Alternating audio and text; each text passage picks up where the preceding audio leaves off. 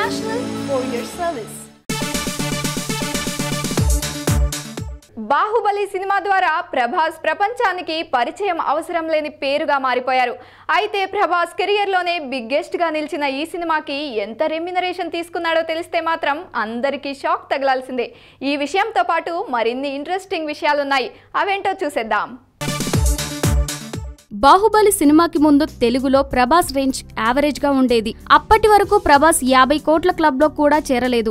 ఆ సమయంలో అతని కెరీర్ లో బిగ్గెస్ట్ హిట్ గా నిలిచిన మిర్చి సైతం టోటల్ రన్ లో 45 కోట్లకే పరిమితమయ్యింది. అంతకు ముందు మిస్టర్ పర్ఫెక్ట్, డార్లింగ్ వంటి సినిమాలు హిట్స్ ఉన్నప్పటికీ ఎందుకనో ప్రభాస్ 50 కోట్ల క్లబ్ లో మాత్రం చేరలేకపోయాడు. దాంతో అతని మార్కెట్ వాల్యూని బట్టి నిర్మాతలు అతనికి 4 నుంచి 5 కోట్ల మధ్య మాత్రమే పారితోషికం ఇచ్చేవారు. కానీ బాహుబలి తర్వాత ప్రభాస్ రేంజ్ పూర్తిగా మారిపోయింది. ఈ సినిమాతో దేశవ్యాప్తంగా ఏ సౌత్ స్టార్ హీరోకి సాధ్యం కాని ప్రత్యేక ఇమేజ్ ని క్రియేట్ చేసుకున్నాడు ప్రభాస్.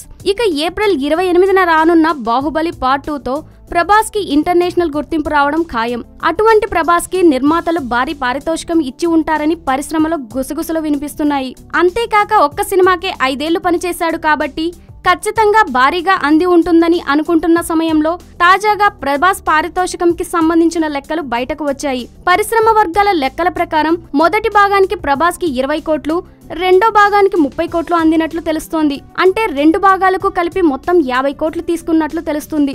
మొత్తానికి రెమ్యునరేషన్ లో కూడా బలా బాహుబలి అని ప్రభాస్ అనిపించుకున్నట్టుగానే కనిపిస్తుంది.